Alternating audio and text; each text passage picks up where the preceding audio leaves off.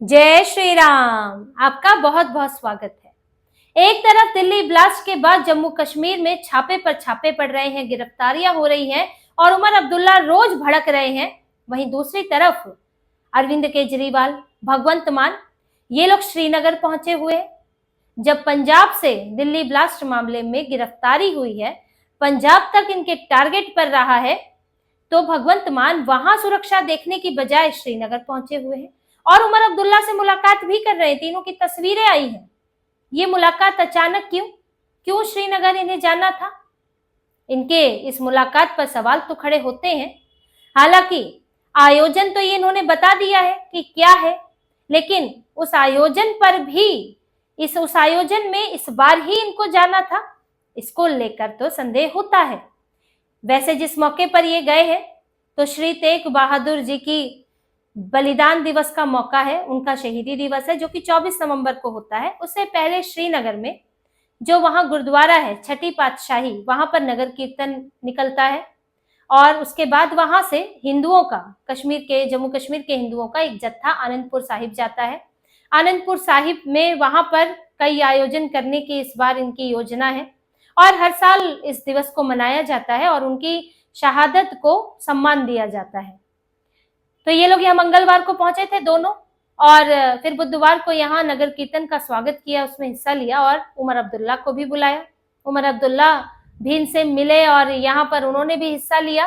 फिर यहाँ से एक जत्था आगे रवाना होगा। लेकिन बलिदान दिवस तो हर साल आता है 24 नवंबर को, तो ये लोग इसी साल कैसे पहुंचे? पिछले साल भी आया था जब अरविंद केजरीवाल वोट बटोरने की कोशिश में थे कि दिल्ली चुनाव किसी तरह जीत लूं, और इधर शराब घोटाले में फंसे थे, लेकिन बाहर तो आ चुके थे जेल से। तब क्यों नहीं गए?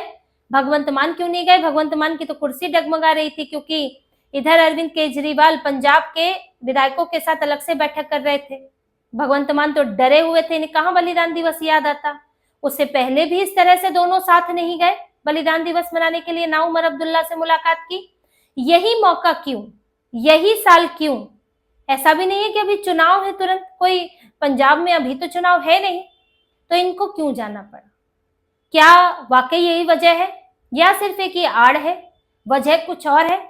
क्या बात करने गए थे? क्या उमर अब्दुल्ला से कुछ सीखने गए थे? भाई उमर अब्दुल्ला जिस तरह से जम्मू कश्मीर में उनका आजकल रवैया है, वो पूरी तरह से आतंकवादियों, अलगाववादियों को समर्थन कर रहे हैं परोक्ष रूप से।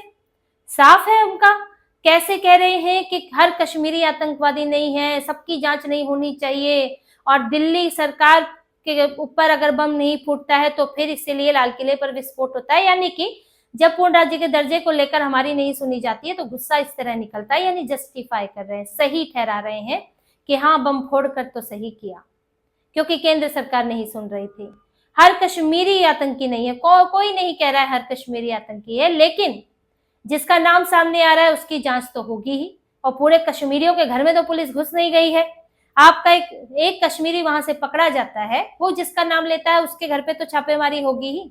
इसी तरह से कश्मीर टाइम्स अखबार का नाम सामने आया, और हुआ क्या? अखबार के दफ्तर में क्या मिले? गोले बारूद, ग्रेनेड, पिस्तौल, राइफल, कारतूस। अब ये अखबार के दफ्तर में ये पड़ा हुआ है, तो किस पे भरोसा किया जाए? लेकिन उमर अब्दुल्ला पूरे बचाव में लगे हुए हैं और सवाल उठा रहे हैं जांच एजेंसियों पर ही, भारत सरकार पर ही।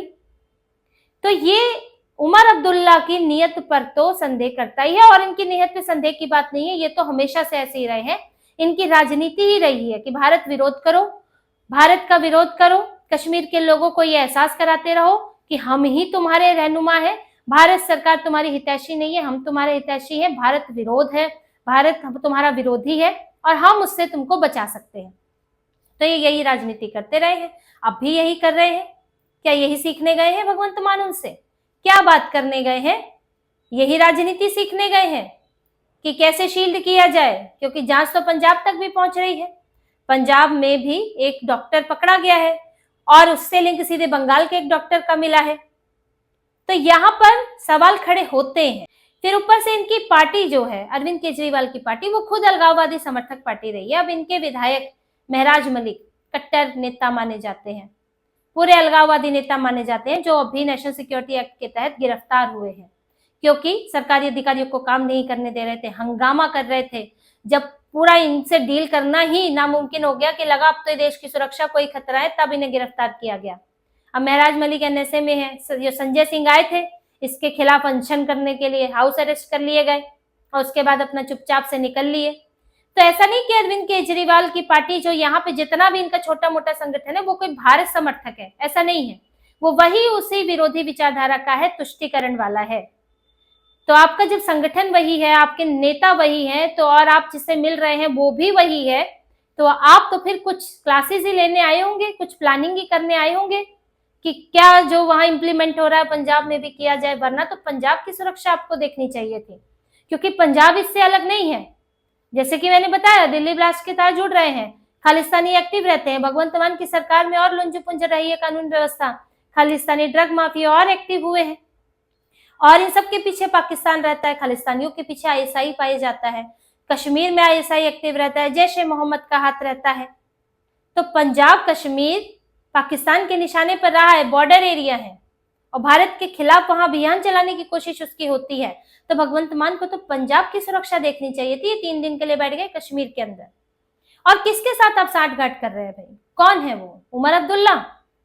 आप जिस अवसर पर गए हैं उस अवसर को जरा याद तो कर लेते। श्री तेग बहादुर जी, उनका बलिदान क्यों हुआ, क्यों शहादत देनी पड़ी, किसके खिलाफ लड़ रहे थे? औरंगजेब के खिलाफ। औरंगजेब ने उनका सिर कलम करने का आदेश दिया था, क्योंकि उन्होंने सिर झुकाने से इनकार कर दिया था। और कहाँ हुआ था सिर कलम? चांदनी चौक में। जो गुरुद्वारा सीसगंज है वो उसी की ही निशानी है, उसका प्रतीक है, उनकी शहादत का प्रतीक है।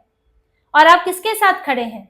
वो उमर अब्दुल्ला, वो फारूक अब्दुल्ला, जो यहाँ पर मुगलों की विरासत की बात करते हैं। जब औरंगजेब की कब्र का विरोध हो रहा था, महाराष्ट्र में कब्र हटाने की मांग हो रही थी, तब फारूक अब्दुल्ला से बयान पूछा गया था।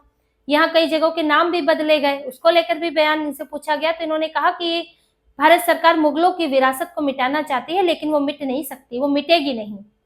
इन्हें मुगलों की विरासत की चिंता है। जब आप खुद को उन मुसलमानों से, मुगलों से, आक्रांताओं से जोड़ते हैं, तो फिर श्री तेग बहादुर आपको क्या लगेंगे? दुश्मन लगेंगे, क्योंकि वही मुसलमानों से, आक्रांताओं से वो लड़े थे। तो जो श्री तेग बहादुर जी को वो सम्मान ही नहीं दे सकता, उनके साथ तुम लगे हो जी नगर कीर्तन में का स्वागत करने, जत्था रवाना करने के लिए, तो ये इनके कोई भावनाएं नहीं है, कोई सम्मान नहीं है अपने महापुरुषों के लिए। अरविंद केजरीवाल की तो पूछे मत, वो तो एकदम पूरा उनका हाल यही है, कहीं दिल्ली के लाल हो जाते हैं, कहीं दिल्ली के बेटे, हरियाणा के लाल, पंजाब के पुत्र, तो वो पूरा पूरा ढोंग रच लेते हैं। भगवंत मान तो सिख समुदाय से आते हैं, उनकी कुछ ज्यादा जिम्मेदारी बनती है, और उनको सोचना चाहिए था किसके साथ वो हैं, उसकी विचारधारा क्या है। अगर विचारधारा भारत समर्थक है, भारतीय संस्कृति, भारतीय महापुरुषों को मानने वाली है, तो किसी भी धर्म का हो, मजहब का हो, कोई फर्क नहीं पड़ता, आप उसके साथ खड़े हो, साझा करें चीजें। लेकिन ये उमर अब्दुल्ला तो इस विचार के, उनका परिवार ही नहीं है उस विचार का, ऊपर से उनकी पैरवी करते हैं जो औरंगजेब को बाप दादा मानते हैं। तो यहाँ पर इनकी पूरी नीयत पर सवाल खड़े होते हैं कि किस इरादे से गए थे, क्या सोचकर गए थे, यही समय क्यों चुना। जांच एजेंसियों की भी इन पर नजर होगी, क्योंकि वहां तो एनआईए, एसआईए सब एक्टिव है इस वक्त। तो इनकी मुलाकात कोई ऐसी सामान्य मुलाकात नहीं मानी जा सकती कि हो गई, अच्छा मौका आया, गए थे, और उमर अब्दुल्ला तो मुख्यमंत्री है, उनको तो बुलाया ही जाएगा, तो मुलाकात हो गई। ऐसा नहीं है, क्योंकि ऐसी मुलाकातें इनकी पहले नहीं हुई हैं। और अब जब दिल्ली ब्लास्ट, छापेमारी, संदेह चल रहा है, 2 बड़े नैरेटिव चल रहे हैं, प्रोपोगेंडा चल रहा है, और ऐसे समय पर पंजाब के मुख्यमंत्री, जम्मू कश्मीर के मुख्यमंत्री मिल रहे हैं, और सुपर सीएम अरविंद केजरीवाल भी मिल रहे हैं, तो क्या खिचड़ी पक रही है, इस पर सवाल उठते हैं और उठते रहेंगे। तो इसी तरह की और खबरें और विश्लेषण आपके लिए लाते रहेंगे। हमसे जुड़े रहिए, सब्सक्राइब कीजिए, कमेंट कीजिए। बहुत बहुत धन्यवाद। जय श्री राम।